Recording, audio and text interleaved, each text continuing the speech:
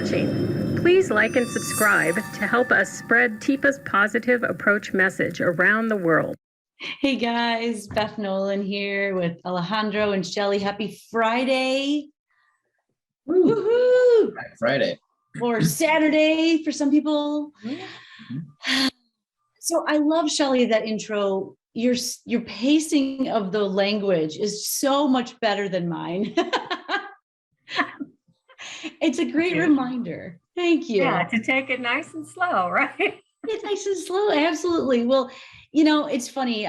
I think about that idea of how my pacing affects my interaction with so many people, whether they're living with just brain change associated with the moment or stress, or whether they're living with brain change as somebody who's dealing with the disease-based process. I'm curious, guys, what have you heard are some of the biggest challenging places in dementia when it comes to family or even staff members recognizing and living with this belief that we know exists, that the person, I am still me, I'm just different. Where do you find that really begins to break down? I think when language use for the person living with dementia becomes a bigger hurdle, or we get it less often in larger quantities, that it becomes, and whenever I share anything, by the way, it's usually me at the front of this line, also becomes a little more challenging.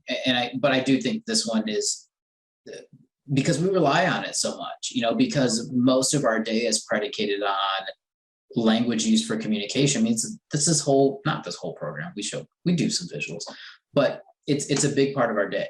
So yeah, so I was going to say, it's that realization that I can't have the same kind of conversations that I used to have. Oh, yeah. Right. And, we always talked about X, Y, or Z, or this was something we always did together. And it was a language kind of thing, or it was a pace. Like it was something we did pretty quickly. And now we can't do that. Well, so wherever it is for each individual in terms of that care partner relationship, language changes throughout the course of this entire journey. And for some people, it's when just the ability of my mom, ability of my husband, my wife to problem solve or have the verbal abilities they used to, it could be as early as that when there's just a few word changes. For somebody else, they're okay with that. But that is important to that care partner. And how do I move to that place where I'm able to see the person and see them just as intelligently as I did before? But that's my identifier. But then for a lot of us, it sounds like it's much farther along in the journey when language is disappearing altogether, where I am really unable, things are stopping in terms of my ability to see you as the human being I know you are. Mm-hmm. And I believe in my heart, I've seen this Teepa stuff. I've even seen other people's stuff that talk about this. The person is still the person until the very end of their life. How do I live that? How do I be with it? Mm-hmm. Wow. Well, this family's journey of dementia, this thing we talked about yesterday in terms of Emerald, that really becomes evident in our Ruby segment, the segment where this Ruby, this amazing red, strong color, strong in strengths and abilities, but skills are what's changing. And that's why we also chose that red Ruby, because it's not just stopping skill, but it's red for stopping, do this, guys. Our ability to accurately assess anymore, whether or not I can do this, so many things are changing. And I think, Shelly, you even touched a bit on that grief. It's not just that I don't know how, it's that I don't know if I can. And there's a lot of things that I've got to let go of. Yeah, so as a care partner, you're saying, Beth. Yeah. But I also wonder about our rubies. What are they experiencing in the way of grief? Or are they? I mean, and maybe we'd have to ask some. If they still had language or some other way to communicate with us. Oh, truly. And how do we see? How do we see it? Or how do we recognize that? I would take a guess, Shelly, that people would communicate that same idea of grief, just having heard other people, core team members, people living with dementia express like, these relationships have changed so much, even earlier on in the disease, that there is a grief for them as well. Yeah. Okay. Yeah, that really came through, Shelley. Through what you were talking about, that idea that if we know and believe that a person is a person until the very end of their last breath, those feelings are still real. And we know that in dementia, that part of the brain that I feel things, I know not just physical feelings and pain, but that is a misconception out there. That I am unable to feel things at a certain point in this disease process, whether it's feelings, emotions, I can figure out that you're acting differently to me. That happens with our professionals as well as family. It just really comes home with a family member, doesn't it? Mm-hmm. Let's take a look at that scenario. And I've got a situation where it's just eating, just trying to get a task done, but noticing, if we will, starting off with what we almost think of as the way things we know can go, the way things are. And we've got a relatively skilled and trained individual, Dorothy, trying to interact and trying to get Teepa to eat something that we know she likes. Chocolate muffin. Hi, sweet. It's good. And also maybe as a muffin form of that chocolate, maybe even Dorothy's getting some of her needs met. I feel like I'm getting some nutrition into her. Seems like a win-win. Mm-hmm. Good idea. Let's see how it goes. Because I'm thinking without a lot of PAC skill, at this point in the disease process, things are going to be maybe a little bit tough. So let's take a look at Dorothy and Teepa in this moment. Let's see what happens. No, chocolate muffin. I like a Muffin, yeah, it's for you to eat. Here you go. No, not me, you. I want you to eat it. No, you, here. Oh, not the paper. Oh my God, Teepa, no. Oh, jeez, give me that. Teepa, oh my God. You put half the muffin in the paper. Okay, oh my God, spit it out here. Spit it out. Teepa, open. Come on. Teepa, open. Teepa. Get, oh. Oh, we'll pause right there. Mm-hmm. Tell me, who were you guys watching? Were you guys more watching Dorothy or were you watching Teepa? Where were you drawn to?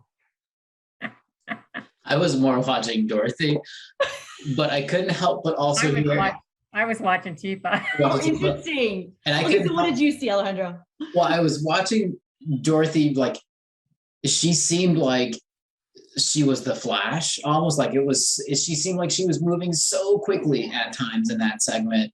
And it seemed so hurried, but then I also could not help but hear some of the groans and like from the audience that I was like, I've never noticed that before, but they kind of are like, almost like, oh my God, we know something's going to happen, because it's that third person point of view that we have that Dorothy absolutely in this moment does not. And that's one of the huge benefits of watching, right? Is like, I can see. Yeah. We get to that place where we can actually see. And then Shelley, I saw your face, but I want to ask one question to Alejandro. Why is it that people go so fast in those moments? Why is it we start to say more and do more? Why does that happen? She ate some of the paper, right? So now Dorothy's brain is going, oh crap, this is dangerous. It's risky. One job. I've done one job I had. I was like, be careful what you wish for also, because you were trying to get her to eat something. Right. But now it's a little bit risky. So my brain is going, oh, blank. Right. Yeah. And I was going to say, people online were saying some watch Dorothy, some were watching both. And Faith says reality dementia TV for sure. Oh, so you're saying that maybe you've seen this before. That's what it sounds like to me. Yeah. And just to let you know, in terms of those folks watching, anybody on the PAC team, we've never done this, never said, no, never gotten too fast. Complete empathy. Absolutely. Yeah, no, this is literally just the way that brains work. When I see something as a threat, I need to get faster, louder, and stronger. It's one of those three. Because that's how I solve threats. Yeah, that's also what Teepa was trying to do, is like, she's probably going to be in this threat place too, because that's the vision. Well, Teepa was she was actually she was really curious. What is she asking me to do? What is she, what's the problem? I mean, that's what I saw on her face. Yeah. I mean, Brenda also said, because we do that because we're worried, we're scared, and we're on, well, what could happen to either person, right? So truly. Yeah. I will say, if you actually look at this video, and that's the benefit truly of video, and maybe even of this video itself, because we can take this moment where it's not our threat. And I'm going to do it without sound. Just go ahead and watch Teepa's face. There's like a whole bunch of emotions that have flashed through. What the heck this would be funny. You really want me to spit it at you? There's a bit of humor. There's a bit of incredulity. It's a bit of confusion. Yeah. There's so many things that are happening. This is an individual with so many abilities. If you look at it from her point of view, what the Sam heck are you doing, you crazy lady? Yeah, you just gave me food and now you want me to spit it out. What's this? Wow. I was enjoying that. Well, the good news on this one is we don't leave you with just the scenarios and the situations that you're dealt with on a real life situation. And no matter how skilled you are, every one of us hits the wall in that moment and goes to a place where in that moment, I didn't know what to do. So the benefit of this sort of, this sort of videos is that then we take the exact same scenario throughout the entire journey of dementia, whether it's with the daughter, the granddaughter, a care partner, the driver, as we saw yesterday with what's your name, Fernando? The Italian guy, and seeing whether or not we can see what is possible if we just begin to chip away these little bits of skill we may be able to try. And the bonus is, if you are beyond that place in dementia where, well, it isn't your journey anymore, and that person is no longer with you, but you're still here and you're still watching this stuff because it had an impact on you, and you realize things could have been different. Yeah. So looking at this as an opportunity to say, how, if I don't have anybody living with dementia in my life, do you think you might have somebody living with brain change that maybe you could also enjoy this and practice with? Team, let's go ahead and watch what is possible. Let's watch the opposite of this, since this is not buffering, we can actually enjoy it. Let's see what happens when Dorothy now goes and gets some skill. Same chocolate muffin, same scenario. There you go again. There you go. Yeah, there you go. Good? Yeah. Yeah.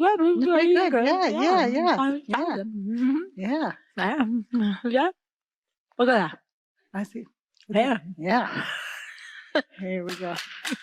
One more? Any more? One more. We gotta get it? Gotta get it. Oh, wait a minute, I get it. You got it. You get it? Yeah, you get it. Good job. Here you go. Thank you, Teepa. Thank you for helping me. Thank you. Thank you, my favorite. Wow. What are your thoughts? I'm watching emotions on your face. What did you guys feel on that one? I know, Shelley, you brought up, and I don't know, both of you probably brought up this being in a ruby state, right? Strong red color in rubies, but it's also the time where we either think, I gotta stop doing this, I can't do this, in that stoplight sequence. And it's not that she can't have a muffin, it's that I need to do something different with the muffin and the skills that we have to make this work. And so instead of stripping the whole thing away, or she can't do it, it's like, wait a minute, this is a way different approach to tackling the muffin this time. So there's quite a few people out there that are living with their own Teepa Snow with dementia.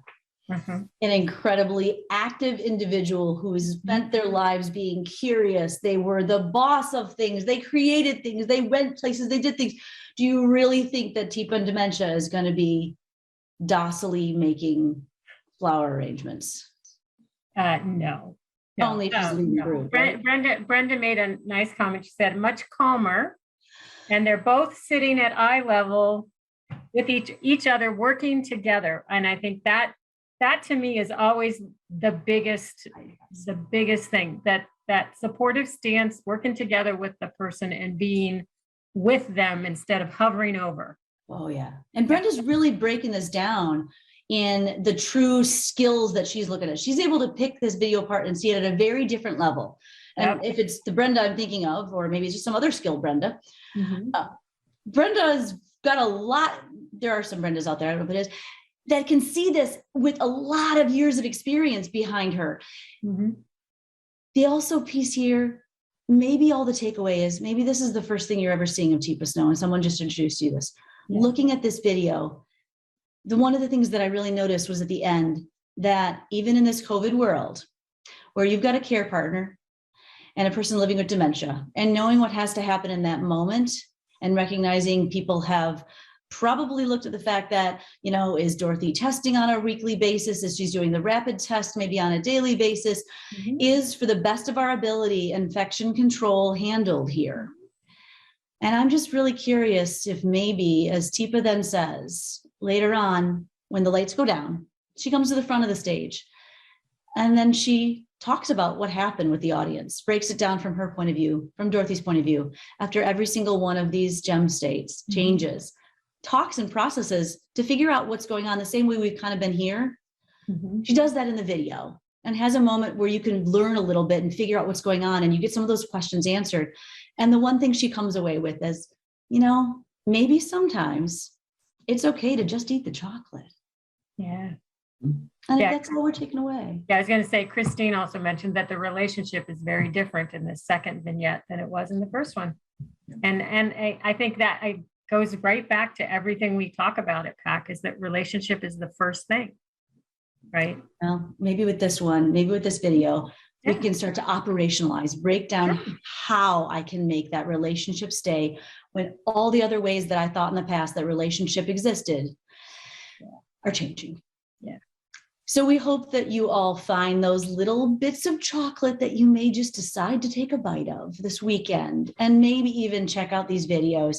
Or at the very least, all you're at this moment is able to join us in Live at 5. We will be back next week with a few more bits and morsels, if I will, of taking this, seeing what's possible, and seeing how you too might be able to grow your skill to find that relationship for every single one of our stuff. Cool.